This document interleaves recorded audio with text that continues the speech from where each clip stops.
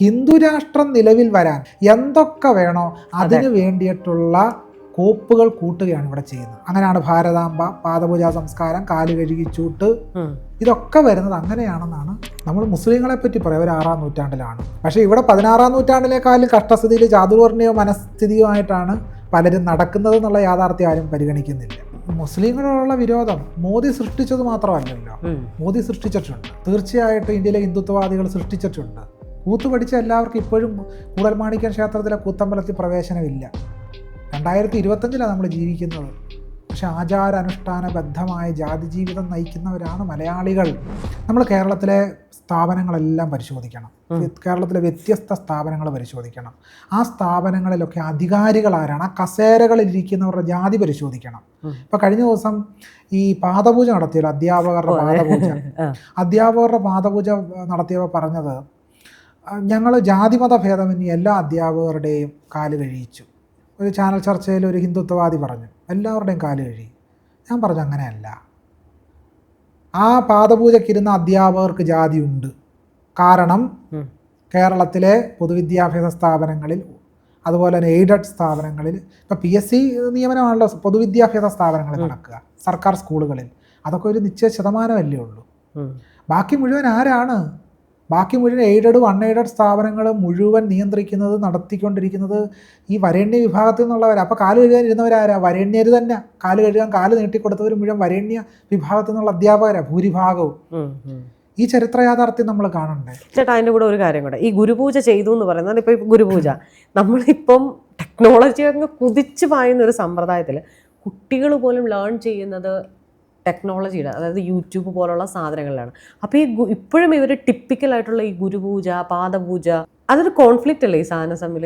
ഒരു കോൺഫ്ലിക്റ്റും ഇല്ല. കോൺഫ്ലിക്റ്റ് ഉണ്ടെന്ന് നമുക്ക് തോന്നുന്നതാണ്. പക്ഷേ ഇത് അവതരിപ്പിക്കുന്നവർക്ക്, ഈ ചടങ്ങ് നടത്തുന്നവർക്ക് ഒരു കോൺഫ്ലിക്റ്റും ഇല്ല. ആധുനികമായ സാങ്കേതിക വിദ്യയുള്ള മൊബൈൽ നമ്മുടെ കാണും. പക്ഷെ ഇപ്പോൾ ഇത് കർക്കിടക മാസമാണല്ലോ, ഈ സാങ്കേതിക വിദ്യയിലൂടെ രാമായണം കേട്ടോണ്ടിരിക്കുന്നത്. മന്നിടത്തിങ്കൽ ദ്വിജത്വമുണ്ടായി വന്നാൽ പൂജിക്കമാമടോ, ഭൂമിയിൽ ബ്രാഹ്മണനായി ജനിച്ചാൽ നിനക്കെന്നെ പൂജിക്കാം എന്ന് ലക്ഷ്മണനെ ഉപദേശിക്കുന്ന രാമൻ്റെ ശ്ലോകം നമ്മൾ വായിക്കുക. ബ്രാഹ്മണൻ്റെ കാലിലെ പൊടി എൻ്റെ ഹൃദയത്തെ ശുദ്ധീകരിക്കണമെന്ന് മൊബൈലിലൂടെ കേട്ടോണ്ടിരിക്കുന്നത് ജനലക്ഷങ്ങൾ. അപ്പോൾ ഇത് ആധുനികമായ സാങ്കേതിക വിദ്യ വന്നൊക്കെ കാണും. പക്ഷെ മനസ്സ് 16-ാം നൂറ്റാണ്ടിലാണ്. നമ്മൾ മുസ്ലിങ്ങളെ പറ്റി പറയാം ഒരു 6-ാം നൂറ്റാണ്ടിലാണ് എന്ന് പറയും. പക്ഷേ ഇവിടെ 16-ാം നൂറ്റാണ്ടിലേക്കാളും കഷ്ടസ്ഥിതിയിൽ ചാതുർവർണ്ണയോ മനസ്ഥിതിയുമായിട്ടാണ് പലരും നടക്കുന്നത് എന്നുള്ള യാഥാർത്ഥ്യം ആരും പരിഗണിക്കുന്നില്ല. അല്ല, ലേറ്റസ്റ്റ് ആയിട്ട് ആ സത്യഭാമ വീണ്ടും വീണ്ടും. അതെ, ഇതിനിടയ്ക്ക് എനിക്ക് സൂചിപ്പിക്കാനുള്ള ഒരു കാര്യം വെച്ചാൽ, ഇത്രമാത്രം ജാതിഹിംസ ആഴത്തിൽ നമ്മുടെ സമൂഹത്തിൽ നിലീനമായിരിക്കുന്നുണ്ടെന്നാണ് ഞാൻ സൂചിപ്പിക്കുന്നത്. ആഴത്തിൽ നമ്മൾ മനസ്സിലാക്കേണ്ട ഒരു പ്രധാനപ്പെട്ട പ്രശ്നം എന്ന് പറയുന്നത്, പാദപൂജാ സംസ്കാരത്തിലൂടെ വിദ്യാഭ്യാസ സംസ്കാരത്തിൽ ഒരു സ്വാമിദാസ ബന്ധം കൊണ്ടുവരാനാണ് ഹിന്ദുത്വവാദികൾ ശ്രമിക്കുന്നത്. എന്താണ് സ്വാമിദാസ ബന്ധം? സ്വാമി എന്ന് പറഞ്ഞാൽ സ്വാമി ആരാണ്? ഭരിക്കുന്നവനാണ് സ്വാമി. ദാസൻ ആരാണ്? ഈ സ്വാമിയെ സേവിക്കുന്നവരാണ് ദാസൻ. സോമശംഭു പദ്ധതി എന്ന് പറയുന്നൊരു തന്ത്രഗ്രന്ഥമുണ്ട്. അതിൽ പറയും, ചക്രവർത്തിയുപചാരേണ സുഗന്ധാമലകാദിവിഹി. ദേവനെ പൂജിക്കേണ്ടത് ചക്രവർത്തിയെ പൂജിക്കേണ്ടത് പോലാണെന്ന് പറയും. എന്തുകൊണ്ടാണ് ദേവൻ സമൻ ചക്രവർത്തി എന്നുള്ള ഒരു ഇക്വേഷൻ വന്നത്? കാരണം ചക്രവർത്തിയാണ് അടയാളം. ആ ചക്രവർത്തിക്ക് തുല്യമായി ദേവനെ കാണുന്നു. അങ്ങനെ വരുമ്പോൾ ഒരു രാജാധിപത്യത്തെയാണ് കേരളത്തിലെ ക്ഷേത്രങ്ങളിൽ നമ്മൾ ആചരിച്ചുകൊണ്ടിരിക്കുന്നത്. രാജാവിന്. അതുകൊണ്ടാണ് പള്ളി ഊട്ട്, പള്ളി ഉറക്കം, പള്ളി ഉണർത്തൽ, ഈ വാക്കുകളൊക്കെ എങ്ങനെ വന്നു? ഒരു രാജാവിന് ചെയ്യുന്ന രീതിയിലുള്ള ഒരു ഫ്യൂഡൽ നാടുവാഴിയായിട്ടുള്ള രാജാവിൻ്റെ സേവനങ്ങളും രാജാവിന് നടത്തുന്ന ആചാരങ്ങളുമാണ് ഒരു ക്ഷേത്രത്തിലെ ദേവന് ചെയ്തുകൊണ്ടിരിക്കുന്നത്. അതുകൊണ്ടാണ് ക്ഷേത്രത്തിൽ ഈ പള്ളിവേട്ടയും.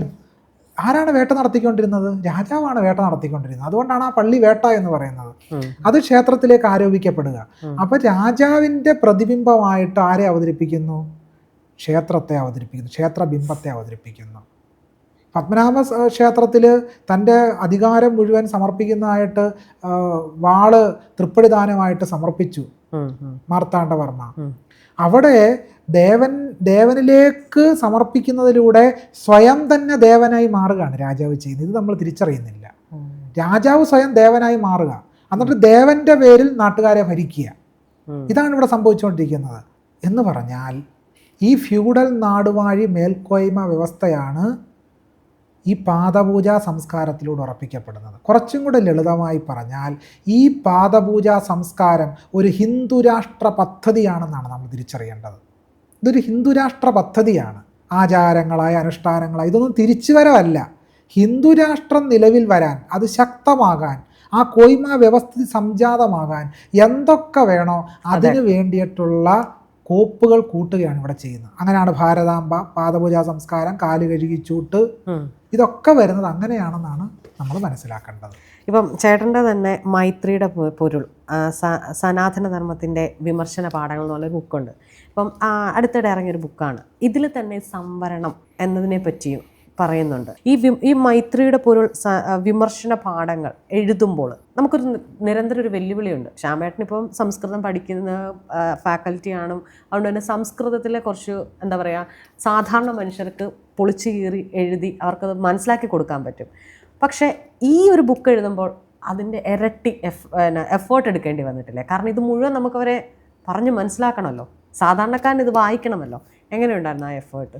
ഈ മൈത്രിയുടെ പൊരുൾ എന്ന് പറയുന്ന പുസ്തകം യഥാർത്ഥത്തിൽ സനാതന ധർമ്മത്തിൻ്റെ വിമർശപാഠങ്ങൾ എന്നാണ് ആ പുസ്തകത്തിന് മുഴുവൻ പേര്. മൈത്രിയുടെ പൊരുൾ, സനാതന ധർമ്മത്തിൻ്റെ വിമർശപാഠങ്ങൾ. ഇത് രണ്ടും കൂടെ ചിലപ്പോൾ ആൾക്ക് ദഹിക്കാൻ ബുദ്ധിമുട്ടായിരിക്കും. മൈത്രിയുടെ പൊരുൾ എന്താണ്? മൈത്രി, ഡോക്ടർ ബി ആർ അംബേദ്കർ പറയുന്നുണ്ട്, മൈത്രി സാഹോദര്യത്തിൻ്റെ മറ്റൊരു പേരാണ് മൈത്രി എന്ന്. മൈത്രി അനിഹിലേഷൻ ഓഫ് കാസ്റ്റിൽ ഡോക്ടർ ബി ആർ അംബേദ്കർ എഴുതും, സാഹോദര്യത്തിൻ്റെ മറ്റൊരു പേരാണ് ജനാധിപത്യം. അപ്പം മൈത്രിയുടെ പൊരുൾ സനാതന ധർമ്മത്തിൻ്റെ വിമർശപാഠങ്ങൾ. സനാതന ധർമ്മത്തിൻ്റെ വിമർശപാഠമാണ് മൈത്രിയുടെ പൊരുൾ. മൈത്രിയും സനാതന ധർമ്മവും കൂടെ ഒരുമിച്ച് പോകുന്ന ഒന്നല്ല. അതുകൊണ്ടാണ് മൈത്രിയുടെ പൊരുൾ എന്ന് പറയുന്ന ആശയം സനാതന ധർമ്മത്തിൻ്റെ വിമർശപാഠമാണ്. അപ്പോൾ സനാതന ധർമ്മമാണ് ഇന്ത്യയെ ഇപ്പോഴും ഭരിക്കുന്നത്. അതിൻ്റെ വ്യത്യസ്തമായ ആശയസ്ഥലികളെ പരിശോധിക്കുകയാണ് ഇതിലെ എല്ലാ ലേഖനങ്ങളും ചെയ്യുന്നത്. അടിസ്ഥാനപരമായി ജനാധിപത്യത്തിന് വേണ്ടിയുള്ള വിലാപങ്ങളാണ് ആ പുസ്തകം. വിലാപം എന്ന് പറയുന്നത് മനഃപൂർവ്വമാണ്. കരയുന്നതൊരു മോശമാണ് എന്ന് നമ്മൾ പൊതുവെ കരുതാറുണ്ട്. കരയുന്നതൊരു മോശമാണ്. ഈ മഹാഭാരതം അവസാനിക്കുന്ന ഒരു ഘട്ടത്തിൽ, ആ യുദ്ധം അവസാനിക്കുമ്പോൾ ഗാന്ധാരിയുടെ ഒരു വിലാപമുണ്ട് മഹാഭാരതത്തിൽ. കൃഷ്ണ, നിനക്ക് ഈ യുദ്ധം ഒഴിവാക്കാനാവുമായിരുന്നല്ലോ, എന്നിട്ടും നീ ജ്യേഷ്ഠാനുജന്മാരെ പരസ്പരം കൊല്ലിപ്പിച്ചു എന്ന് പറഞ്ഞിട്ട് ഗാന്ധാരി കൃഷ്ണനെ ശപിക്കുക. നീയും നിൻ്റെ കുലവും മുടിഞ്ഞു പോകട്ടെ എന്ന് ശപിക്കുകയാണ്. ഒരുപാട് വിലാപങ്ങളുണ്ട്. ഇന്ത്യ ഇന്ന് ഇന്ത്യയായി തീർന്നത് ഒരുപാട് മനുഷ്യരുടെ വിലാപങ്ങൾക്ക് മുകളിലാണ്. തീർച്ചയായും ധൈര്യശാലികൾ മാത്രം കെട്ടിപ്പടുത്തതല്ല ഇന്ത്യ. ആയിരക്കണക്കിന് ആളുകളുടെ വിലാപങ്ങളിൽ, ആയിരക്കണക്കിന് ആളുകളുടെ സങ്കടങ്ങളുടെ പുറത്തുണ്ടായതാണ് ഇന്ത്യ. അതുകൊണ്ടാണത് മൈത്രിയെ കാംക്ഷിക്കുന്നത്. മൈത്രി വെറുതെ ഉണ്ടാകുന്നതല്ല എന്നുള്ളതാണ് ആ പുസ്തകത്തിൻ്റെ അടിസ്ഥാനപരമായ പ്രത്യയശാസ്ത്രം. ഇപ്പോൾ അതിൻ്റെ ഒരു ആദ്യത്തെ ചാപ്റ്റർ എന്ന് പറയുന്നത് വിജ്ഞാന നിർമ്മിതിയുടെ ജനാധിപത്യവൽക്കരണത്തെ സംബന്ധിച്ചിട്ടാണ്. അപ്പോൾ അങ്ങനെയെങ്കിൽ ഇപ്പോൾ നമ്മൾ പറഞ്ഞ ഗുരുപൂജ, ആ പറഞ്ഞ പോലെ തന്നെ UGCയുടെ പുതിയ നയമുണ്ട്, വിദ്യാഭ്യാസ നയം. ഹിന്ദുരാഷ്ട്ര നിർമ്മിതിക്ക് ആവശ്യമായ സാംസ്കാരിക വിദ്യാഭ്യാസം പരുവപ്പെടുത്തുന്ന നയരേഖയാണ് ഇത് വിമർശിച്ചിരിക്കുന്നത് ഈ പുസ്തകത്തിൽ. അപ്പം അങ്ങനെയെങ്കിൽ മുഗൾ, ജൈന, ബുദ്ധ പാരമ്പര്യങ്ങളെല്ലാം കൈയൊഴിഞ്ഞ് ഇന്ത്യ സമം സംസ്കൃതം എന്ന നിലയിലേക്ക് എത്താൻ സാധ്യതയുണ്ടോ? അല്ലെങ്കിൽ അതെങ്ങനെയാണെന്നൊന്ന് വിശദീകരിക്കാൻ പറ്റും? ഇപ്പോൾ ഈ പുതിയ വിദ്യാഭ്യാസ നയത്തിലൂടെ NEP 2020 ചെയ്തൊരു കാര്യം എന്ന് വെച്ചാൽ, നമ്മൾ ആ വിദ്യാഭ്യാസ നയം ഒന്ന് ആകമാനം പരിശോധിക്കണം. പരിശോധിക്കുമ്പോൾ പ്രത്യേകിച്ച് UGCയുടെ പദ്ധതി, UGCയുടെ ഒരു മൊഡ്യൂളിനെ പറ്റിയാണ് ആ ലേഖനത്തിൽ വിശദീകരിക്കുന്നത്. UGC ഫാക്കൽറ്റി മെമ്പേഴ്സിനായിട്ട് ഒരു മൊഡ്യൂൾ ഉണ്ടാക്കിയിട്ടുണ്ട്. അതിൽ ജോഗ്രഫിയെ പറ്റി പഠിക്കാനുണ്ട്. ഇന്ത്യൻ നോളജ് സിസ്റ്റം എന്നാണ് അതിൻ്റെ ആ പേപ്പറിൻ്റെ പേര്. ഇന്ത്യൻ നോളജ് സിസ്റ്റം, ഇന്ത്യൻ ജ്ഞാന പാരമ്പര്യം. അതിൽ ജോഗ്രഫിയെ പറ്റി പഠിക്കാനുണ്ട്. ജോഗ്രഫിയിൽ കൈലാസം, ഗോവർദ്ധനം, ഇങ്ങനെ ഒന്ന് രണ്ട് ബ്രാഹ്മണിക പുണ്യസ്ഥലങ്ങൾ കഴിഞ്ഞാൽ പിന്നെ ജോഗ്രഫി കഴിഞ്ഞു. വേറെ ജോഗ്രഫി ഒന്നുമില്ല. ഫിലോസഫിയെ പറ്റി പഠിക്കാനുണ്ട്.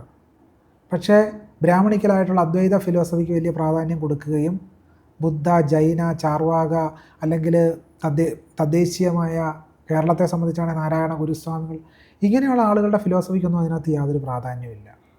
ആധുനികമായ ശാസ്ത്ര സാങ്കേതിക വിദ്യയെപ്പറ്റി പറയും.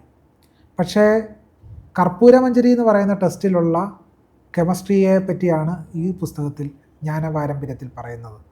ലബോറട്ടറി പോലും കണ്ടുപിടിക്കാത്തൊരു കാലഘട്ടത്തിൽ ലബോറട്ടറിയെ പറ്റി സംസ്കൃതത്തിൽ എഴുതിയൊരു പുസ്തകത്തിൽ പറയുന്നുണ്ടെന്നാണ് പറയുന്നത്. അപ്പോൾ ഒരു ലബോറട്ടറി ഉണ്ടാകണമെങ്കിൽ എന്തൊക്കെയാണ് വേണ്ടത്? രാസവസ്തുക്കൾ കണ്ടുപിടിക്കപ്പെടണം, അത് പരീക്ഷിക്കാനുള്ള ഒരു സ്ഥലം വേണം. അത് ഇങ്ങനെ ഒരു സാഹചര്യം ഇല്ലാത്തൊരു കാലത്താണ് ഈ ടെസ്റ്റിൽ ലബോറട്ടറിയെ പറ്റി പരാമർശമുണ്ടെന്ന് പറയുന്നത്. ഇന്ത്യയുടെ പ്രധാനമന്ത്രി തന്നെയാണ് പറയുന്നത് ഗണപതിയുടെ തല പ്ലാസ്റ്റിക് സർജറിയാണ് എന്ന് പറയുന്നു. കൗരവർ ടെസ്റ്റ് ട്യൂബ് ശിശുക്കളാണെന്ന് പറയുന്നു.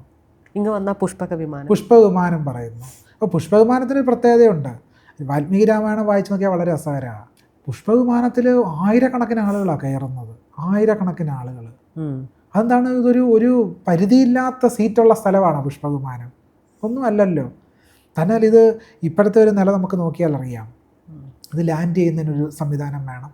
ഭൂഗുരുത്വാകർഷണത്തെ ഉല്ലംഘിച്ചുകൊണ്ട് വേണം ഈ വിമാനത്തിന് ഉയരാൻ. അപ്പോൾ ഭൂഗുരുത്വാകർഷണത്തെ സംബന്ധിച്ചുള്ള പരാമർശം വേണം. ഇത് പുഷ്പവിമാനത്തെ സംബന്ധിച്ചുള്ള വാൽമീകി രാമായണത്തിലെ പരാമർശം നോക്കിയാൽ അറിയാം, ഒരു തുറസായ വിമാനമാണ്. നോക്കൂ, നിങ്ങൾ ഭൂഗുരുത്വാകർഷണത്തെ ഉല്ലംഘിച്ച് മേളോട്ട് പറഞ്ഞാൽ ഈ തുറസായ ഒരു സംഗതി എങ്ങനെ ആയിരിക്കും പ്രവർത്തിക്കുക? അതിനാർക്കും ഇരിക്കാൻ പോലും കഴിയില്ല. എല്ലാവരും എപ്പോൾ അത് പൊങ്ങിയപ്പോൾ തന്നെ ആളുകൾ താഴെ വീഴും.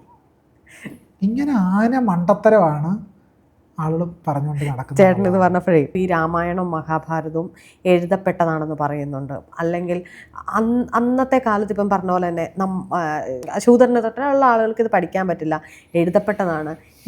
ഇതിനെ ഉദ്ധരിച്ചിട്ടാണ് ഇന്ന് പല കാര്യങ്ങളും നമ്മളോട് സംസാരിക്കുന്നത്. പക്ഷെ ഇപ്പോഴും എനിക്കത് വിശ്വസിക്കാൻ പറ്റുന്നില്ല. അല്ലെങ്കിൽ എൻ്റെ കോണ്ടെക്സ്റ്റ് മാത്രമാണ്, രാമായണവും മഹാഭാരതവും ശരിക്കും അതൊരു കഥാപുസ്തകമാണോ, ഒരു കാരണം ഇപ്പോൾ ഇപ്പോഴും നമ്മൾ പറയാം അയോധ്യ, ഇവിടെയാണ് രാമൻ ജനിച്ച സ്ഥലം എന്നും പറഞ്ഞിട്ടാണ് നമ്മളോട് പറയുന്ന അയോധ്യ. പക്ഷേ ഈ അടുത്തിടെ ഒരു പഠനം പറയുന്നത് അയോധ്യ എന്ന് പറയുന്നത് ഇന്ത്യയിലല്ലെന്നും അന്ന് ഏഷ്യ എന്നുള്ളൊരു കോണ്ടിനെൻ്റായിട്ട് കിടന്ന ഒരു ഭാഗത്തെ ഒരു രാജ്യമാണെന്നും പറയുന്നുണ്ട്. അതായത് ഇങ്ങനെ മാറിക്കൊണ്ടേ ഇരിക്കുവാണ്. ഇവർ പറയുന്നതിൽ മുഴുവൻ ദൈവവൽക്കരിച്ചുകൊണ്ടാണ് ഇത് സംസാരിക്കുന്നത്. ഇതിനെ നമുക്ക് എങ്ങനെയായിരിക്കാം ക്ഷമയുടെ ഭയങ്കര ഇതായിട്ടൊന്ന് പറയാൻ പറ്റുക? കാരണം ഇത് എഴുത്തുകളാണോ, കഥകളാണോ, സത്യമാണോ, അങ്ങനെ ആളുകളൊക്കെ ഉണ്ടായിരുന്നോ, എങ്ങനെയാണ് ഇതിനെ നമുക്ക് പറയാൻ പറ്റുക? കാരണം എഴുതിയിട്ടില്ല ഈ സാധനം, ഇപ്പോഴാണ് അത് എഴുത്തിലേക്ക് വന്നത്, ഇപ്പോഴത് ഓഡിയോയിലുമായി. എങ്ങനെയാണ്? നാരായണ ഗുരുസ്വാമികൾ വളരെ രസകരമായൊരു കാര്യം പറയുന്നുണ്ട്. അത് ശ്രീരാമനെ പറ്റി ശിവനെ പറ്റിയാണ്. അപ്പോൾ ഗുരുസ്വാമികൾ പറയുന്നത് ഇങ്ങനെയാണ്: ശിവനും വിഷ്ണുവും സങ്കല്പലോകത്തെ അധികായന്മാരാണ്. വാക്യങ്ങൾ ശ്രദ്ധിക്കുക. ശിവനും വിഷ്ണുവും സങ്കല്പലോകത്തെ അധികായന്മാരാണ്. ശിവന്റെ തലയിലിരിക്കുന്ന ചന്ദ്രക്കല ചീർപ്പ് പോലെയുള്ള ഒന്നാകാം. അക്കാലത്ത് ധീരമായ പ്രവർത്തികൾ ചെയ്തത് നിമിത്തം പിൽക്കാലത്ത് രാമനെയും ശിവനെയൊക്കെ ധീരന്മാരായി സമൂഹം കണ്ടതാവാം എന്ന് നാരായണ ഗുരുസ്വാമികൾ വളരെ വ്യക്തമായി പറഞ്ഞിട്ടുണ്ട്. നമ്മൾ മനസ്സിലാക്കേണ്ട അടിസ്ഥാനപരമായ കാര്യം, രാമായണം എന്ന് പറഞ്ഞൊരു ചരിത്ര പുസ്തകമൊന്നുമല്ല. പക്ഷേ മനുഷ്യജീവിതത്തിൻ്റെ, പ്രത്യേകിച്ച് ഒരു കാലത്ത് മനുഷ്യർ ജീവിച്ചതിൻ്റെ അടയാളങ്ങൾ ആ കൃതിയിൽ അവശേഷിക്കുന്നുണ്ട്. അതൊരു സാംസ്കാരിക പാഠമാണ്. ആ അവശേഷിപ്പുകൾ ബ്രാഹ്മണരാണ് എഴുതിയത് എന്നുള്ളത് കൊണ്ട് ആ മേൽക്കോയ്മ പ്രത്യയശാസ്ത്രത്തിൻ്റെ ഒരു വാർക്കയായിട്ടാണ് അത് പുറത്തു വന്നിരിക്കുന്നത്. ആ വാർപ്പ് മാതൃകയ്ക്കുള്ളിലാണ് അത് നിൽക്കുന്നത്. ചാതുർവർണ്ണ്യമാണ് അതിൻ്റെ വാർപ്പ് മാതൃക. ആ ചാതുർവർണ്ണ്യം എന്ന് പറയുന്നൊരു ബിംബത്തിനകത്താണ് ഇത് വന്ന് വീണിട്ടുള്ളത്. അവശേഷിപ്പുകൾ മുഴുവൻ അങ്ങനെയാണ്. എന്ന് പറഞ്ഞാൽ, കുറച്ചും കൂടെ ലളിതമായി പറഞ്ഞാൽ, രാമായണം എന്ന് പറയുന്ന ഒരു കൃതി തന്നെ എടുത്ത് പരിശോധിച്ചാൽ, രാമായണത്തിലെ വാൽമീകി എഴുതിയ രാമായണത്തിൽ രാമൻ അവതാരമേ അല്ല. രാമൻ വിഷ്ണുവിൻ്റെ അവതാരമാണെന്ന് വാൽമീകി രാമായണത്തിൽ എവിടെയും പറയുന്നില്ല. അത്ഭുത കൃത്യങ്ങൾ രാമൻ ചെയ്യുന്നതായിട്ട് വാൽമീകി രാമായണത്തിലെങ്ങും പറയുന്നില്ല. രാമനെ ഒരു അഭൗമ ദൈവമായിട്ട് വാൽമീകി രാമായണത്തിൽ അവതരിപ്പിക്കുന്നില്ല. രാമനോടുള്ള സ്തുതികൾ വാൽമീകി രാമായണത്തിലില്ല. അതല്ലേ അവിടെ ഉള്ളത്? അതെല്ലാം എഴുത്തച്ഛൻ്റെ രാമായണത്തിലാണ് ഉള്ളത്. എഴുത്തച്ഛനൊരു അവസരം കിട്ടിയാൽ അപ്പം തന്നെ ശ്രീരാമ രാമ രാമ ശ്രീരാമചന്ദ്ര ജയ എന്നും പറയുന്നത് തുടങ്ങുക. അത്തരം സ്തുതിഗീതങ്ങളൊന്നും വാൽമീകി രാമായണത്തിലില്ല. വാൽമീകി രാമായണത്തിൽ രാമൻ ഒരു ബ്രാഹ്മണ്യത്തിൻ്റെ മൂർത്തിയായ ഒരാളാണ്. പച്ചയായ മനുഷ്യൻ എന്നൊക്കെ സാഹിത്യകാരന്മാരൊക്കെ പറയും. അതുകൊണ്ട് എനിക്ക് യോജിപ്പില്ല. ബ്രാഹ്മണ്യത്തിൻ്റെ ചാതുർവർണ്ണ്യ പാലനത്തിൻ്റെ മൂർത്തിയായിട്ടാണ് രാമൻ വാൽമീകി രാമായണത്തിലുള്ളത്. കോന്യസ്മിൻ സാമ്പ്രതം ലോകേ ഗുണവാൻ കശ്ച വീര്യവാൻ എന്ന് വാൽമീകി ചോദിക്കുന്നുണ്ട്. ഈ ലോകത്തിൽ ആരാണ് ഗുണവാനായിട്ടുള്ളത്, വീര്യവാനായിട്ടുള്ളത് എന്ന വാൽമീകിയുടെ ചോദ്യത്തിന് നാരദൻ നൽകുന്ന ഉത്തരമാണ് രാമായണം. അപ്പോൾ രാമൻ ഈ കഥ മുഴുവൻ പറഞ്ഞു കൊടുക്കുകയാണ് വാൽമീകിയോട്. അപ്പോൾ വാൽമീകി പിന്നീട് എഴുതുന്നതാണ് ഈ നാരദൻ പറഞ്ഞു കേട്ട് എഴുതിയത്, അല്ല വാൽമീകി ഇതൊന്നും കണ്ടിട്ടില്ല. നമ്മൾ വിചാരിക്കും വാൽമീകി കണ്ടിട്ട് എഴുതിയാണ്. വാൽമീകി കണ്ടിട്ടേ ഇല്ല. വാൽമീകി രാമനെ നേരിട്ട് അറിഞ്ഞുകൂടാ. ഒരു തേർഡ് പേഴ്സൺ ആ നിലയ്ക്ക് വാൽമീകി. അപ്പോൾ കഥ എന്തുമാത്രം അറിഞ്ഞിട്ടുണ്ട്. നാരദൻ പറഞ്ഞത് കേട്ടിട്ടാണ് വാൽമീകി എഴുതുന്നത്. അപ്പോൾ കഥ കറടത്തുനിന്ന് പോയി. നാരദന് എവിടെ നിന്ന് കിട്ടി കഥ? നാരദന് ബ്രഹ്മാവ് പറഞ്ഞു കൊടുത്തതാ. അപ്പോൾ കഥയുടെ ഒരു തുടർച്ച നോക്കണം. കഥ പറഞ്ഞു വരുമ്പോൾ ഒരുപാട് കഥകൾക്ക് മാറ്റം വരും. ഇപ്പോൾ ഒരു ഉദാഹരണം പറഞ്ഞാൽ, ഞാൻ ശരണ്യയെ കണ്ടു എന്ന് പറയുന്നു. അപ്പോൾ ശരണ്യ വേറൊരാളോട് പറയും, ഞാൻ ശ്യാമിനെ കണ്ടു, ഡോക്ടർ ശ്യാംകുമാറിനെ കണ്ടു എന്ന് പറയുമ്പോൾ ആ ആഖ്യാനം മാറും. എവിടെ വെച്ച് കണ്ടു, എങ്ങനെ കണ്ടു, എന്തിന് കണ്ടു, ആ സൃഷ്ടിക്കപ്പെടുന്ന നറേറ്റീവ് ഉണ്ടല്ലോ, ആ നറേറ്റീവ് ഒന്നിൽ നിന്ന് അടുത്ത ആളിലേക്ക് പോകുമ്പോഴത്തേക്ക് ആ നറേറ്റീവ് മാറിക്കൊണ്ടേയിരിക്കും. സ്കൂളിൽ പട്ടിക കവച്ചു വെച്ചിരുന്നു അല്ലേ? സ്കൂളിൽ പട്ടിക കവച്ചിരുന്നു എന്നായി. പട്ടിക വെച്ചിരുന്നു എന്നുള്ളതാണ്, തിരിച്ചെഴുതി വന്നപ്പോ പട്ടിക കവച്ചിരുന്നു എന്നായി. ഇതാണ് ശരിക്കും ഇവിടെ സംഭവിച്ചത്. അപ്പൊ ഞാൻ പറഞ്ഞു വരുന്നത്, ഈ സംസ്കാരത്തിന്റെ അടയാളങ്ങൾ അതിനകത്തുണ്ട്. അത് ചരിത്രമാണെന്നില്ല. ജാതി വ്യവസ്ഥ ഒരു മനുഷ്യനോട് എങ്ങനെയാണ് പെരുമാറിയിരുന്നത് എന്നതിന്റെ അടയാളങ്ങൾ ആ കൃതിയിലുണ്ട്. അപ്പം ഞാൻ ഒരു ഉദാഹരണം, ജഡായുവിനെ പറ്റി മാധ്യമത്തിൽ കഴിഞ്ഞ കർക്കിടക മാസം തുടർച്ചയായിട്ട് ലേഖനം എഴുതിയിരുന്നു. ഇതിഹാസ പാഠങ്ങളുടെ രാഷ്ട്രീയ വായന എന്നൊരു പുസ്തകം പ്രസിദ്ധീകരിച്ചിട്ടുണ്ട്. അതിനകത്തും ജഡായുവിനെ പറ്റി ഒരു പരാമർശമുണ്ട്. ആരാണ് ജഡായു? ജഡായു നമ്മൾ കേൾക്കുമ്പോൾ ഒരു പക്ഷിയാണെന്ന് പെട്ടെന്ന് നമുക്ക് തോന്നാം. പക്ഷെ ജഡായു ഒരു പക്ഷിയല്ല. ജഡായു ഒരു പക്ഷി ഗോത്രമായിട്ടുള്ള മനുഷ്യവിഭാഗമാണ് ജഡായു. ആ മനുഷ്യ ഗോത്രത്തിൽ ഒരാളാണ് ജഡായു. പക്ഷേ നമ്മൾ അയാളെ കാണുന്നത് എങ്ങനെയാ? പക്ഷിയായിട്ടാണ് കാണുന്നത്. ഇപ്പോൾ ഗരുഡനെ പറ്റി പറയും. ഗരുഡനെ പറ്റി കഴിയുമ്പോൾ നമുക്ക് 2 ചിറകുകളുള്ള ഒരാളായിട്ടാണ് തോന്നുക. പക്ഷേ വിഷമേറ്റ് വിഷബാധിതനായി കിടക്കുന്ന ലക്ഷ്മണൻ്റെ അടുത്ത് വരുമ്പോൾ കൈകൾ കൊണ്ട് ലക്ഷ്മണനെ തലോടുന്ന ഗരുഡനെ പറ്റി വാൽമീകി രാമായണത്തിൽ പറയും. അപ്പോൾ ഗരുഡൻ ആരാ? ഗരുഡൻ ഒരു മനുഷ്യനാണ്. അസ്ത്രങ്ങളെ പറ്റിയുള്ള പരാമർശമുണ്ട് വാൽമീകി രാമായണത്തിൽ. അസ്ത്രങ്ങൾ മനുഷ്യരാണെന്നാണ് പറയുന്നത്. അസ്ത്രങ്ങളെ ജയയും വിജയും പ്രസവിച്ചവരാണെന്ന് വാൽമീകി രാമായണം തന്നെ പറയുന്നുണ്ട്. അപ്പോൾ ഫാദർ കാമൽ ബുൽക്കെ പറയുന്നൊരു കാര്യം, ഈ ജാംബവാൻ എന്ന് പറയുന്നത് കരടിയാണ്. അപ്പോൾ കരടിയല്ല, മനുഷ്യരാ. കരടി തോട്ടമാണ്, കുലചിഹ്നമാണ് ഇതൊക്കെ. ഹനുമാനെ കുരങ്ങനായിട്ടാണ് കാണുന്നത്. വാനര ഗോത്രം എന്ന് പറയുന്നത് ഒരു ഗോത്രമാണ്, മനുഷ്യക്കൂട്ടങ്ങളാണ് ഇതെല്ലാം. പക്ഷെ വാൽമീകി വരെയല്ല എങ്ങനെയാണ് കാണുന്നത് എന്ന് പറഞ്ഞാൽ, ഈ സംസ്കാരത്തിൻ്റെ ചില അടയാളങ്ങൾ, മനുഷ്യങ്ങനെ ജീവിച്ചു വരുന്നതിൻ്റെ ചില അടയാളങ്ങൾ ഈ കൃതിയിലുണ്ട്. വളരെ വിശദീകരിച്ച് പറയേണ്ട കാര്യമാണ്, ഞാൻ സൂക്ഷ്മ രൂപത്തിൽ അത് സൂചിപ്പിച്ചു. ചേട്ടാ, നമുക്കിനി പുസ്തകത്തിലേക്ക് വരുവാണെങ്കിൽ, നാട്യശാസ്ത്രത്തിൽ നമ്മൾ കുറച്ചു മുമ്പ് പറഞ്ഞിരുന്നു, വർണ്ണവിവേചനത്തെ പറ്റിയും എഴുത്തിലും പ്രസംഗത്തിലും ആധികാരികമായിട്ട് തന്നെ നമ്മൾ വിമർശിക്കുന്നുണ്ട് ചേട്ടാ. ഇപ്പം ഞാൻ പറഞ്ഞല്ലോ, നമ്മളൊരാളെ ഇങ്ങനെ ഭയങ്കര ടച്ച് ചെയ്ത് അങ്ങ് പോയി. നാട്യശാസ്ത്രം ഒരു കാലത്ത്, അല്ലെങ്കിൽ നടനം, ഈ പറയുന്ന നൃത്തങ്ങൾ, കൂത്തമ്പലം ഒക്കെ പോലുള്ള സാധനങ്ങൾ വരുന്നത്, അല്ലെങ്കിൽ ഇത് നാം അപ്രാപ്യമായിരുന്നൊരു സാധനം ഇപ്പോഴാണ് സാധാരണക്കാർക്ക് പോലും പ്രാപ്യമാകുന്നത്. അപ്പോൾ ഈ വിമർശനങ്ങളെ എങ്ങനെയാണ് ചേട്ടൻ നോക്കിക്കാണുന്നത്? ഇത് നമ്മൾ അടിസ്ഥാനപരമായി നാട്യശാസ്ത്രം എന്ന് പറയുന്ന പുസ്തകം ജനാധിപത്യ വിരുദ്ധമായൊരു പുസ്തകമാണ്. ജനാധിപത്യ വിരുദ്ധമായ പുസ്തകമാണ് നാട്യശാസ്ത്രം. അത് അഴിച്ചു പണിയേണ്ട സമയം കഴിഞ്ഞു. കാരണം തനി ജാതിയാണ് പുസ്തകത്തിലുള്ളത്, തനി ജാതിവാദമാണ് പുസ്തകത്തിലുള്ളത്. ഒരു കീഴാള സമുദായത്തിൽപ്പെട്ട ഒരാളെ കഥാപാത്രമായി അവതരിപ്പിക്കുമ്പോൾ അയാൾ മറ്റുള്ളവരെ നോക്കാതെയും മറ്റുള്ളവരെ തൊടാതെയും നടക്കണമെന്ന് നാട്യശാസ്ത്രത്തിൽ പറയുന്നുണ്ട്. അതെന്താണ്? ജാതിവാദം എന്നല്ലാതെ ഏത് പേരിലാണത് വിളിക്കേണ്ടത്? ദക്ഷിണദേശക്കാരെ അടയാളപ്പെടുത്തുമ്പോൾ അവരെ കറുത്തവരായിട്ട് അടയാളപ്പെടുത്തണം. കറുത്ത നിറമുള്ളവരായിട്ടാണ് ദക്ഷിണദേശക്കാരെ അടയാളപ്പെടുത്തേണ്ടത്, ദ്രാവിഡ ദേശക്കാരെ അടയാളപ്പെടുത്തേണ്ടത് എന്ന് നാട്യശാസ്ത്രം പറയും. അതുപോലെ ചില വികാരങ്ങൾ, ചില രസങ്ങൾ അവതരിപ്പിക്കുമ്പോൾ ആ രസങ്ങളെപ്പറ്റി പറയുമ്പോൾ ആ രസങ്ങൾ സ്ത്രീകളെ പോലെയാണെന്ന് പറയും. എന്ന് പറഞ്ഞാൽ സ്ത്രീകൾ എപ്രകാരം ചപലകളാണോ അപ്രകാരമാണ് ആ രസം. ഇങ്ങനെയുള്ള ധാരാളം ആഖ്യാനങ്ങൾ നമുക്ക് നാട്യശാസ്ത്രത്തിൽ കാണാൻ പറ്റും. നാട്യശാസ്ത്രം അതിനകത്ത് ആദ്യത്തെ 1-2 അധ്യായങ്ങളിൽ നാട്യം കളിക്കുന്ന ഒരു രംഗമുണ്ടല്ലോ, കൂത്തമ്പലം പണിയുന്നതിനെ പറ്റി പറയും. കൂത്തമ്പലം പണിയുന്ന സമയത്ത് ബ്രാഹ്മണർക്ക് പാൽപ്പായസം കൊടുക്കണമെന്ന് എഴുതി വെച്ചിട്ടുണ്ട് നാട്യശാസ്ത്രത്തിൽ. ബ്രാഹ്മണർക്ക് പാൽപ്പായസം കൊടുക്കണം. ചണ്ടാളന്മാരെ കൂത്തമ്പലത്തിൽ പ്രവേശിപ്പിക്കരുതെന്ന് എഴുതിയ പുസ്തകമാണ് നാട്യശാസ്ത്രം. അതിപ്പോഴും വളരെ കൃത്യമായിട്ട് ഇരിങ്ങാലക്കുട കൂടൽമാണിക്യം ക്ഷേത്രത്തിലെ കൂത്തമ്പലത്തിൽ പരിപാലിച്ചു വരുന്നുണ്ട്. കൂത്ത് പഠിച്ച എല്ലാവർക്കും ഇപ്പോഴും കൂടൽമാണിക്യം ക്ഷേത്രത്തിലെ കൂത്തമ്പലത്തിൽ പ്രവേശനമില്ല. 2025 നമ്മൾ ജീവിക്കുന്നത്. പക്ഷേ ആചാരാനുഷ്ഠാനബദ്ധമായ ജാതി ജീവിതം നയിക്കുന്നവരാണ് മലയാളികൾ എന്ന് തെളിയിക്കുന്നൊരു സംഭവമാണ് കൂടൽമാണിക്യത്തിലെ കൂത്തമ്പലം.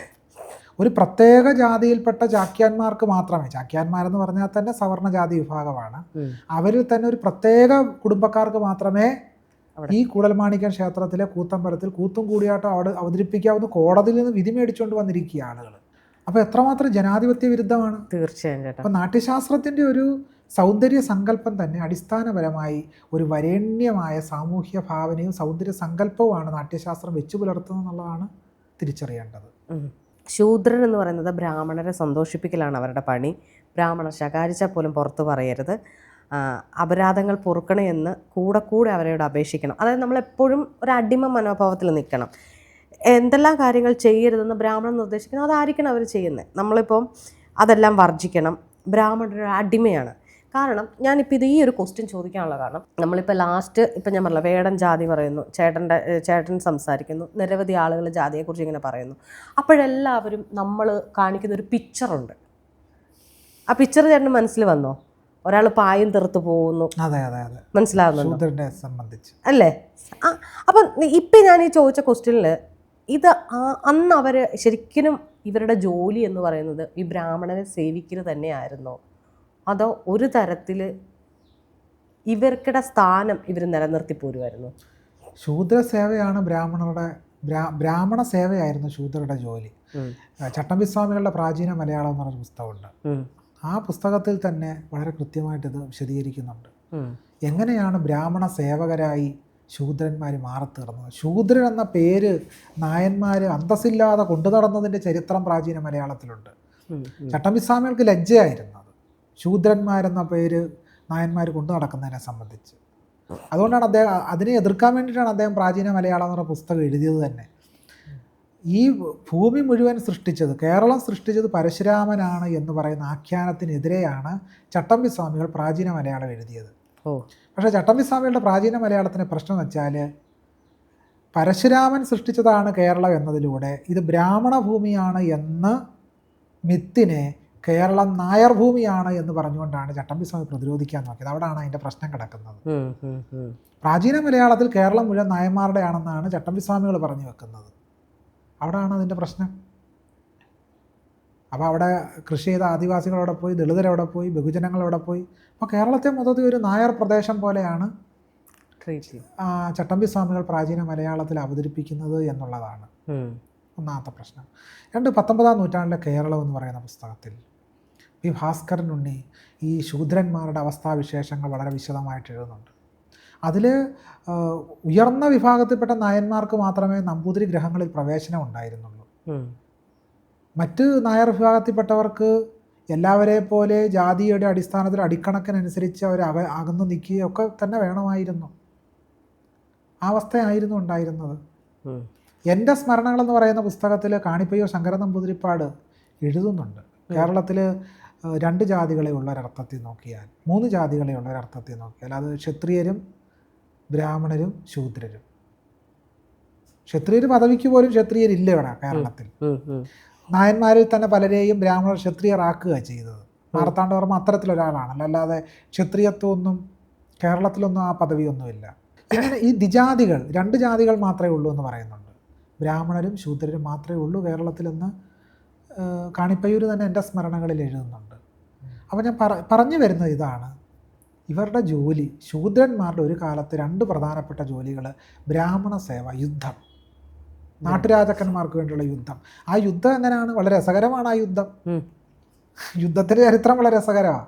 നമ്മൾ വിചാരിക്കും നമ്മുടെ മനസ്സിലെന്ന് വെച്ചാൽ ഈ രാമായണം സീരിയലിലും മഹാഭാരതം സീരിയലിലും ഒക്കെ കാണുന്ന യുദ്ധമാണല്ലോ നമ്മുടെ മനസ്സിലുള്ള യുദ്ധം എന്ന് പറയുന്നത്. ഇതങ്ങനത്തെ യുദ്ധമൊന്നുമല്ല. ഇത് രാവിലെ ഒരു 9 മണിക്ക് യുദ്ധം തുടങ്ങും, ഉച്ചയ്ക്ക് ഊണ് കഴിക്കുന്ന മുമ്പ് യുദ്ധം തീരും. അപ്പോൾ ഇങ്ങനെ അംഗം വെട്ടി പിന്നെ വിശ്രമമാണ്. പിന്നെ വൈകിട്ട് 4 മണിക്ക് ശേഷം അംഗം, അതൊരു 6 മണിയോടുകൂടി ആ അംഗം അവസാനിക്കും.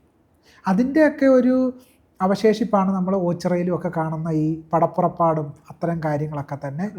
അല്ലാതെ ഇവിടെ ആര് മരിക്കുന്നു, ആരെങ്കിലും യുദ്ധത്തിൽ മരിക്കുന്നു, അതൊക്കെ മാമാങ്കവുമായിട്ടൊക്കെ ബന്ധപ്പെട്ട്. ഒരു ഫ്യൂഡൽ നാടുവാഴിയും കേരളത്തിലെ ഫ്യൂഡൽ നാടുവാഴികൾ ആരും യുദ്ധത്തിൽ മരിച്ചിട്ടില്ല. കാരണം അവർ ഈ പറയുന്ന ചേകവന്മാരെ ഇറക്കി പടവെട്ടിക്കൊണ്ടിരിക്കുക. നാശം മുഴുവൻ ആർക്കാ? ഈ ചേകവന്മാർക്കും ഒക്കെയാണ് നാശം വരുന്നത്. എന്നുവെച്ചാൽ നേരിട്ടുള്ള യുദ്ധമൊന്നും നടന്നിട്ടില്ല. നമ്മൾ ഈ പറയുന്ന രീതിയിലുള്ള വലിയ യുദ്ധങ്ങളൊന്നും കേരളത്തിൽ നടന്നിട്ടില്ല ആ നിലയ്ക്ക് നോക്കിയാൽ. അതൊക്കെ ബ്രിട്ടീഷുകാർ വന്നതിന് ശേഷമൊക്കെയുള്ള സംഭവവികാസങ്ങളാണ് നമ്മൾ കാണുന്നത്. ഇപ്പം നമ്മുടെ ഗുരുവിൻ്റെ ഒരു വചനം വെച്ചിട്ട് നമ്മുടെ സമുദായം എല്ലാ മനുഷ്യരെയും ഒന്നിച്ചു ചേർക്കുന്നതാക്കുന്നു എന്നുള്ളൊരു വചനമില്ലേ, അത് ഇന്നത്തെ കാലത്ത് ഭയങ്കര പ്രസക്തമാണ്. ഇപ്പം ഞാനുൾപ്പെടെ എനിക്ക് തോന്നുന്നു യുദ്ധം വന്നപ്പോൾ യുദ്ധത്തിനെതിരെ, അത് എവിടെ നടന്നാലും, അത് ഇന്ന യുദ്ധം എന്നല്ല, എന്ത് നടന്നാലും മനുഷ്യനാണ് അവിടെയും എന്താ പറയുക മൃഗീയമായിട്ട് അല്ലെങ്കിൽ മരിക്കുന്നത്, അല്ലെങ്കിൽ ഇത്രയ്ക്ക് വർഷം ജീവിച്ചിരിക്കുന്ന എന്താ പറയുക മജ്ജയും മാംസമുള്ള മനുഷ്യരാണ് എന്ന് നമ്മൾ ചിന്തിക്കുന്നിടത്ത് മുസ്ലിം വിരുദ്ധതയും എന്താ പറയുക അവരെ എങ്ങനെയെങ്കിലും ഇവിടെ നിന്ന് ഓടിക്കണം എന്നുള്ളൊരു ചിന്താഗതിയും ഇസ്ലാമോഫോബിക് ആയിട്ടുള്ള ഒരു സമൂഹം തന്നെ ഇപ്പോൾ ഉരുത്തിരിഞ്ഞ് വരുന്നുണ്ട്. അതെങ്ങനെയാണ് അപ്പോൾ ഈ ഗുരുവിൻ്റെ ഈ വചനമായിട്ട് നമുക്കൊന്ന് കണക്ട് ചെയ്യാൻ പറ്റുന്നത്? ഗുരുസ്വാമികൾ അദ്ദേഹത്തിൻ്റെ ജീവിതം കൊണ്ട് തന്നെ ഇവിടെ ഉദ്ധരിച്ചതുപോലെ നമ്മുടെ സമുദായം എല്ലാ മനുഷ്യരെയും ഒന്നായി ചേർക്കുന്നതാകുന്നു. അങ്ങനെ ജീവിച്ച ഒരാളാണ് അദ്ദേഹം. ഒരിക്കലും ഈ കടക്കാവൂർ എന്ന് പറയുന്ന ഗ്രാമത്തിലൂടെ നടന്നു പോവുകയായിരുന്നു. അങ്ങനെ നടന്നു ഒരു മുസ്ലിം വനിത ഗുരുവിനെ കണ്ടുകൊണ്ട് വീടിനകത്തുനിന്ന് ഇറങ്ങി വന്നു. ഗുരുവുമായി കുശലാന്വേഷണങ്ങൾ നടത്തി. കുശലാന്വേഷണമൊക്കെ നടത്തിയതിന് ശേഷം പോകുന്ന വഴി ഗുരുസ്വാമികൾ സ്വന്തം ശിഷ്യന്മാരോട് പറഞ്ഞു, നമ്മുടെ ഔദ്യോഗിക കാലത്ത് നമുക്കേറെ പുട്ടും മീൻകറിയും നൽകിയവരാണവർ, അവർക്ക് വേണ്ടത് ചെയ്യണം.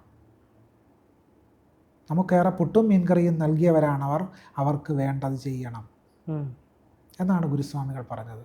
അപ്പോൾ ഗുരുസ്വാമി മുസ്ലിങ്ങളുടെ ഭക്ഷണം കഴിക്കാതിരിക്കുകയോ ഒന്നും ചെയ്യാതിരുന്നിട്ടില്ല.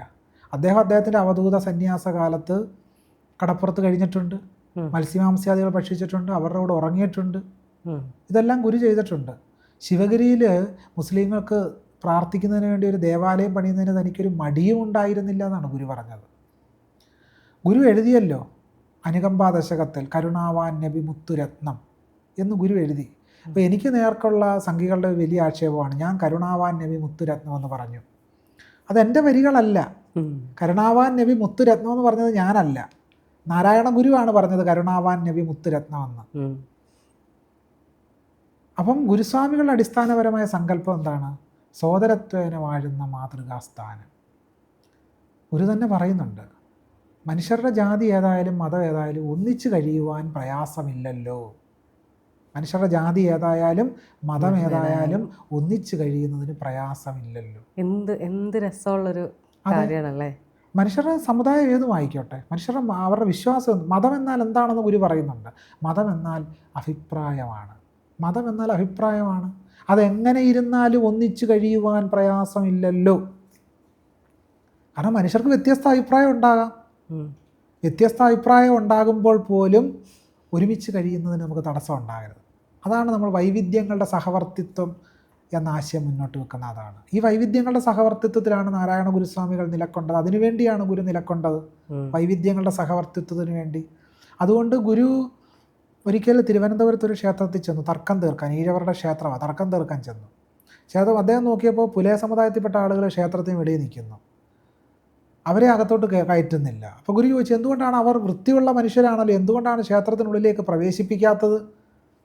അത് അവർ അയിത്തക്കാരാണ് എന്നാണ് അന്നത്തെ വരേണ്യ ജാതി മനോഭാവമുള്ള ഈഴവർ പറഞ്ഞു വെച്ചത്. അങ്ങനെ തന്നെ പറയണമല്ലോ. ഗുരുസ്വാമികൾ അതിനെ എതിർത്തു. ക്ഷേത്ര തർക്കം തീർക്കാൻ വേണ്ടി ചെന്നു. അപ്പോൾ ഗുരു പറഞ്ഞു, നിങ്ങൾ തമ്മിൽ ഇക്കാര്യത്തിൽ തർക്കമില്ലല്ലോ, പുലയരെ ക്ഷേത്രത്തിൽ കയറ്റണ്ട എന്നുള്ള കാര്യത്തിൽ നിങ്ങൾ തമ്മിൽ തർക്കമില്ലാത്ത സ്ഥിതിക്ക് ഇനി എൻ്റെ ആവശ്യമില്ല എന്ന് പറഞ്ഞു. തന്നെയല്ല, പുലയർക്ക് സമ്പത്തില്ലാത്തതിനെ സംബന്ധിച്ചൊരു തർക്കം, ഒരു ചർച്ച വന്ന അവസരത്തിൽ നിങ്ങളെല്ലാം പണമാണല്ലോ എന്നാണ് ഗുരു പറഞ്ഞത്. നിങ്ങളുടെ ദേഹം തന്നെ പണമാണെന്നാണ് പറഞ്ഞത്. ഒന്ന് ആലോചിച്ച് നോക്കൂ, എത്ര ഗംഭീരമായൊരു കാഴ്ചയാണ്. നിങ്ങളുടെ ദേഹം തന്നെ പണമാകുന്നു എന്ന് പറയുക. ഈ ഒരു കാഴ്ചപ്പാട് എങ്ങനെയാണ് മനുഷ്യരെ കാണേണ്ടത് എന്നതിനെ സംബന്ധിച്ച്. ഒരിക്കൽ ഒരാൾ ശിവഗിരി സന്ദർശിച്ചു. ശിവഗിരി സന്ദർശിച്ച സമയത്ത് ഒരു പണ്ഡിതൻ ഈ അധകൃതർ എന്ന് പറഞ്ഞാണ് ശിവഗിരിയിലെ അന്തേവാസികളെ പരിചയപ്പെടുത്തിയത്. ഗുരുസ്വാമികൾ ഉടനെ തിരുത്തി. അധകൃതരെന്ന് അവരെപ്പറ്റി മറ്റുള്ളവർ പറയുന്നതാണ്, അവരധകൃതരല്ല. എന്ന് പറയുന്നുണ്ട് ഗുരുസ്വാമികൾ. അപ്പോൾ ഗുരുസ്വാമികളെ സംബന്ധിച്ച് അദ്ദേഹത്തിൻ്റെ ആശയം എന്ന് പറയുന്നത് അടിസ്ഥാനപരമായി ഉന്നതമായ മാനവിക മൂല്യം, ഉന്നതമായ സ്നേഹം, ആ ഒരു ആശയത്തിന് വേണ്ടിയായിരുന്നു. 1925 CB കുഞ്ഞിരാമനുമായിട്ടുള്ള സംഭാഷണത്തിൽ ഗുരുസ്വാമികൾ പറയും, ഇസ്ലാം മതത്തിൻ്റെ സാരം സാഹോദര്യമാകുന്നു, ക്രിസ്തു മതത്തിൻ്റെ സാരം സ്നേഹമാകുന്നു. സ്നേഹമില്ലാതെ സാഹോദര്യമോ സാഹോദര്യമില്ലാതെ സ്നേഹമോ നിലനിൽക്കുന്നില്ല. ചേട്ടൻ ഈ സാഹോദര്യമൊക്കെ നമ്മൾ പറയുമ്പോഴേ ഗുരുവിൻ്റെ ആ വചനം അതുപോലെ തന്നെ സാഹോദര്യം നമ്മൾ പറയുന്നുണ്ട്, നമ്മുടെ വാക്കുകളിൽ, നമ്മുടെ പ്രവൃത്തികളിൽ, നമ്മുടെ ചിന്തകളിൽ പോലും നമ്മൾ സാഹോദര്യമാണ് പറയുന്നത്. പക്ഷേ എനിക്ക് സംശയമുണ്ട്, നമ്മുടെ ചിന്തകളിൽ സാഹോദര്യം ഉണ്ടെന്നുള്ള കാര്യത്തിൽ സംശയം അല്ല. നമ്മൾ ഉദ്ദേശിക്കുന്നത് ഈ മലയാളി സമൂഹത്തെ. ഞാൻ അങ്ങനെയല്ല ഉദ്ദേശിച്ചത്, ഞാൻ എന്നെ തന്നെ ഉദ്ദേശിച്ചത്. നമ്മൾ ഉദ്ദേശിച്ചിട്ട് കാര്യമില്ല. കാരണം സണ്ണിയാം കവിക്കാട് ഒരിക്കൽ പറയുന്നുണ്ട്, അദ്ദേഹം പറയുന്നൊരു കാര്യം, എനിക്ക് ജാതി ഇല്ലെന്ന് പറഞ്ഞാൽ ആ കാര്യമില്ലല്ലോ. തീർച്ചയായും സമൂഹം അത് അംഗീകരിക്കണ്ടേ? തീർച്ചയായും സമൂഹം അംഗീകരിക്കത്തില്ല. അപ്പോൾ സാഹോദര്യം ഉണ്ടാകേണ്ടത് നമുക്ക് മാത്രമല്ല, അത് മലയാളി സമൂഹത്തിന് മുഴുവൻ ആ സാഹോദര്യ മനോഭാവം ഉണ്ടാകണം.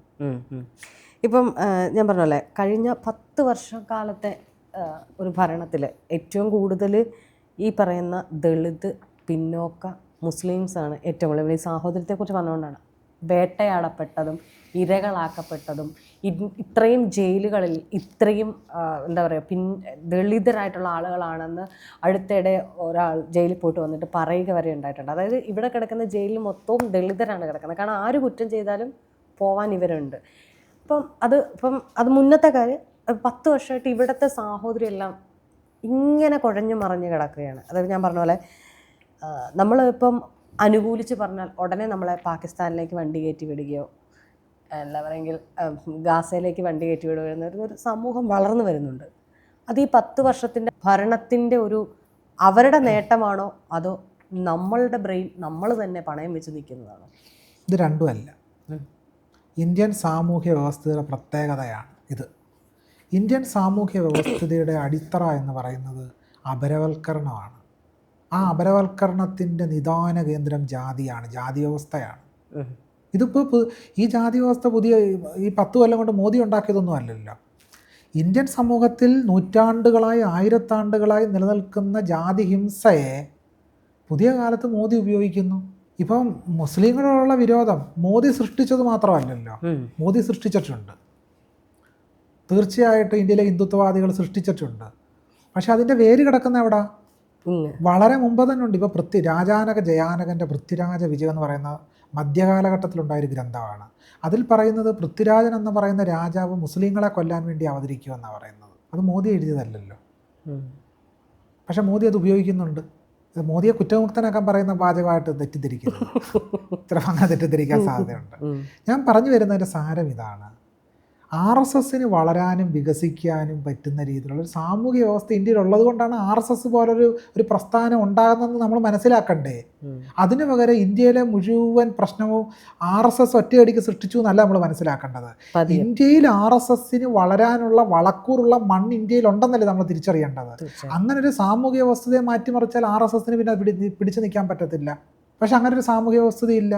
ഇപ്പോൾ കേരളത്തിൽ പോലും കേരളമാണിനി എന്നറിയപ്പെടുന്ന AR രാജരാജവർമ്മയുടെ ആംഗല സാമ്രാജ്യം എന്ന് പറയുന്ന പുസ്തകത്തിൽ പറയുന്നത് എന്താണ്? മുസ്ലിങ്ങൾ കേരളത്തിൽ കാലുകുത്തിയപ്പോൾ കേരളഭൂമി അശുദ്ധമായി എന്നാണ് AR രാജരാജവർമ്മ എഴുതിയത്. ഈ മനോഭാവം ഇടുന്നു വന്നു. അത് 10 കൊല്ലം കൊണ്ടുണ്ടായതല്ലല്ലോ. AR രാജരാജവർമ്മ കഴിഞ്ഞ 10 കൊല്ലത്തിനിടെ ജനിച്ച് ജീവിച്ച ആളല്ലല്ലോ. 19ാം നൂറ്റാണ്ടിലെ കാര്യം ഞാനീ പറയുന്നത്. അപ്പോൾ അത് എവിടുന്ന് വന്നു? ഇന്ത്യയിൽ 1000 ആണ്ടുകളായി ജാതി എന്ന് പറയുന്ന ഹിംസയെ താങ്ങി നിർത്തുന്ന ഒരു സംസ്കാരമുണ്ട്. ആ സംസ്കാരമാണ് ചാതുർവർണ്ണ്യം. ആ ചാതുർവർണ്ണ്യത്തെ നീതീകരിക്കുകയും ന്യായീകരിക്കുകയും ചെയ്യുന്ന പുസ്തകമാണ് ഋഗ്വേദം ഉൾപ്പെടെയുള്ളവ. ഋഗ്വേദത്തിൽ പറയുമല്ലോ, ബ്രാഹ്മണോസ്യ മുഖമാസീത് ബാഹുരാജന്യകൃത ഊരു തദസ്യ വൈശ്യ പദ്ഭ്യാം ശൂദ്രജായത. വിരാട് പുരുഷന്റെ മുഖത്ത് നിന്ന് ബ്രാഹ്മണനുണ്ടായി എന്നും ശൂദ്രൻ പാദത്തിൽ ഉണ്ടായി എന്ന് പറയുന്ന അമ്മുമ്മ കഥ. അതില് അടുത്തിടെ നല്ല മറുപടികളും വന്നല്ലോ. ഞങ്ങളൊക്കെ തന്തയ്ക്കുണ്ടായതാണ്. അതെ, പെരിയാർ പറഞ്ഞല്ലോ. നാരായണ ഗുരുസ്വാമി ഇതിനൊക്കെ മറുപടി കൊടുത്തല്ലോ. ഗുരുസ്വാമികൾ PS പണിക്കരുമായിട്ടുള്ള സംഭാഷണത്തിൽ ഗുരുസ്വാമി പറയും, അതൊക്കെ മറ്റുള്ളവരൊക്കെ എവിടെ നിന്നുണ്ടായി എന്നുള്ള ചോദ്യം നാരായണ ഗുരുസ്വാമിയും ചോദിക്കുന്നുണ്ട്. അതെന്താ മരം പൊട്ടി മുളയ്ക്കും പോലെയാണോ എന്ന് ഗുരുസ്വാമികൾ ചോദിക്കുന്നുണ്ട്. അപ്പോൾ ഈ പുരുഷ സൂക്തമാണ് കേരളത്തിലെ ക്ഷേത്രങ്ങളിൽ പുരുഷ സൂക്തം ജപമുണ്ട് കേട്ടോ. ഈ ശ്രേണീകരണത്തെയാണ് ദിവസവും വാഴ്ത്തുന്നത്. ഈ ജാതിഹിംസ വാഴ്ത്തുകയാണ് പുരുഷ സൂക്ത ജപത്തിലൂടെ. ഈ യാഥാർത്ഥ്യം നമ്മൾ തിരിച്ചറിയണം. അപ്പോൾ പറഞ്ഞു വരുന്നതിൻ്റെ രത്നസാരം ഇതാണ്. ഇന്ത്യയിലെ അപരവൽക്കരണത്തിൻ്റെ നിദാനം 1000 ആണ്ടുകളായി ഇന്ത്യയിൽ നിലനിൽക്കുന്ന ജാതിഹിംസയാണ്. അതാണ് അപരവൽക്കരണത്തിൻ്റെ വേരവിടാണ്. ആ ജാതിഹിംസയുടെ സംസ്കാരത്തെ സമ്പൂർണ്ണമായി അകറ്റി നിർത്താതെ ഇന്ത്യക്കൊരു ജനാധിപത്യ സമൂഹമാകാനോ സാഹോദര്യ സമൂഹമാകാനോ കഴിയില്ല. ഇത് എൻ്റെ പേഴ്സണൽ ക്വസ്റ്റ്യനാണ്. വാൽമീകി രാമായണം വാൽമീകി എഴുതിയ പോലെ നമ്മൾ പറഞ്ഞു, അത് നമ്മൾ വിശദീകരിച്ചു. കാട്ടാളൻ എഴുതിയതുപോലെ ഡോക്ടർ BR അംബേദ്കർ എന്നൊരു ദളിതൻ നമുക്ക് വേണ്ടിയിട്ട് അല്ലെങ്കിൽ ഇന്ത്യക്ക് വേണ്ടിയിട്ട് കോൺസ്റ്റിറ്റ്യൂഷൻ എഴുതുകയും ഇന്നും കുറേ ആളുകൾക്ക് എന്താ പറയുക അതൊരു വേദപുസ്തകമാകുകയും അല്ലെങ്കിൽ ജീവിക്കാൻ ഒരു ഊർജ്ജം നൽകുകയും ചെയ്യുന്നുണ്ട്. അദ്ദേഹം തന്നെ ജാതിക്കെതിരെ സംസാരിച്ചുകൊണ്ട് ഒരു എന്താ പറയുക ബ്രാഹ്മണ സ്ത്രീയെ കല്യാണം കഴിച്ചു. അതോടുകൂടി അദ്ദേഹം പുറന്തള്ളപ്പെട്ടു. ഇനി അദ്ദേഹത്തിന് ജാതിയെക്കുറിച്ച് പറയാനുള്ള യോഗ്യതയില്ല എന്ന് എന്നോടൊരാൾ പച്ചയ്ക്ക് പറഞ്ഞിട്ടുണ്ട്. ഒരു ഫിലിം സ്റ്റാറാണത് പറഞ്ഞത് എൻ്റെ അടുത്ത്. നമ്മളോട് ഇങ്ങനെ നീ എന്തുകൊണ്ട് ജയ്ഭീം വിളിക്കുന്നു? ആദ്യം ഈ പറയുന്ന അംബേദ്കർ കല്യാണം കഴിച്ചത് ഒരു ബ്രാഹ്മണ സ്ത്രീയെ അല്ലേ? പിന്നെ എന്താണ് താഴേക്കിടയിൽ ഒരാളെ കിട്ടിയില്ലേ എന്ന് ചോദിക്കുന്നുണ്ട്. എനിക്ക് അദ്ദേഹത്തിനോടൊന്നും പറയാൻ മറുപടിയില്ല. കാരണം അത് അവരുടെ മനസ്സിൽ ഓൾറെഡി ഇത് അടിച്ചു വെച്ചേക്കുന്നൊരു സാധനം. അദ്ദേഹത്തിനൊരു മറുപടി കൊടുക്കാമോ? ഇതിനകത്തെ പ്രശ്നം എന്നറിയാമോ? അംബേദ്കർ ആദ്യം വിവാഹം കഴിച്ച സ്ത്രീ ആരാണെന്നറിയാമോ? അവർ സവർണ സ്ത്രീ ഒന്നും അല്ലല്ലോ. അല്ല. അപ്പോൾ ഈ ജാതിയെ ഉല്ലംഘിച്ചുകൊണ്ട് വിവാഹം കഴിക്കണം, വിവാഹ ജീവിതം നയിക്കണം, മിശ്ര വിവാഹം വേണം എന്ന് വാദിച്ച ഒരാൾ കൂടിയാണ് ഡോക്ടർ BR അംബേദ്കർ. ജാതി നിർമ്മാർജ്ജനത്തിനുള്ള അടിസ്ഥാനപരമായ വഴികളിലൊന്ന് മിശ്ര വിവാഹമാണ്. മിശ്ര വിവാഹം എന്നുള്ള വാക്ക് നാരായണ ഗുരു ഉപയോഗിച്ചിട്ടില്ല. കാരണം മിശ്രം എന്ന് പറയുമ്പോൾ വേറെ ജന്തുക്കളായിരിക്കണമല്ലോ. ഇത് മനുഷ്യർ തന്നെയല്ല. മനുഷ്യർ തമ്മിലുള്ള വിവാഹത്തെ മിശ്ര വിവാഹം എന്ന് പറയേണ്ട കാര്യമില്ല. ഇവിടെ അംബേദ്കർ പറയുന്നുണ്ട്, വ്യത്യസ്ത ജാതി വിഭാഗത്തിൽപ്പെട്ട ആളുകളുടെ വിവാഹം കൊണ്ട് മാത്രം ജാതി ഇല്ലാക്കാൻ കഴിയില്ല എന്നുകൂടി അംബേദ്കർ പറയുന്നുണ്ട്. വ്യത്യസ്ത ജാതികളിൽപ്പെട്ട ആളുകൾ പരസ്പരം വിവാഹം കഴിച്ചതുകൊണ്ടും ജാതി ഇല്ലാതാക്കാൻ കഴിയില്ല. അതിൻ്റെ ഒരു വഴി മാത്രം. അപ്പുറത്തേക്കുള്ള വലിയ പൊളിറ്റിക്കൽ എൻഗേജ്മെൻറ്റ് നമ്മൾ നടത്തിയാൽ മാത്രമേ ജാതി ഇല്ലാതാകത്തുള്ളൂ. ഇവിടെ എന്താണ് അംബേദ്കറിൻ്റെ വിവാഹ ജീവിതത്തെ അദ്ദേഹത്തിൻ്റെ അവസാന കാലത്ത് കൂടെ ഉണ്ടായിരുന്ന ആളെപ്പറ്റി നമ്മൾ എന്താ മനസ്സിലാക്കേണ്ടത്?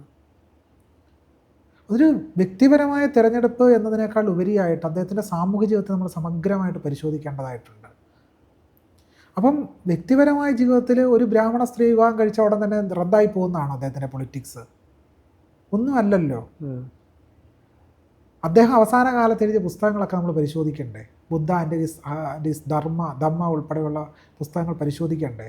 അദ്ദേഹം അവസാന കാലത്ത് നോക്കൂ, ബ്രാഹ്മണ സ്ത്രീ വിവാഹം കഴിച്ചു എന്ന് പറയുന്നു.